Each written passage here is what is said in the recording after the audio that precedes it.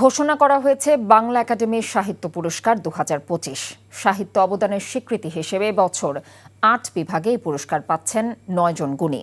পুরস্কার প্রাপ্তরা হলেন কবিতায় মোহন রায়হান, কথা সাহিত্যে নাসিম আনিস, প্রবন্ধ গদ্যে সৈয়দ আজিজুল হক, শিশু সাহিত্যে হাসান হাফিজ, অনুবাদে আলী আহমদ, গবেষণায় মোস্তফা মজিদ ও ইসরায়েল খান, বিজ্ঞানে ফারসিম মান্নান মোহাম্মদী এবং মুক্তিযুদ্ধে মইদুল হাসান। বাংলা একাডেমির মহাপরিচালক মোহাম্মদ আজম জানিয়েছেন, ২৬ ফেব্রুয়ারি অমর একুশে বইমেলার উদ্বোধনীতে প্রধানমন্ত্রী তারেক রহমান আনুষ্ঠানিকভাবে এই পুরস্কার তুলে দেবেন। আগের পুরস্কার প্রাপ্ত এবং ফেলোদের মধ্য থেকে ৩০ জনকে নির্বাহী পরিষদ ঠিক করে, যাদেরকে আমরা বলবো প্রস্তাবক। ওই ৩০ জনের কাছে আমরা প্রস্তাব চাই।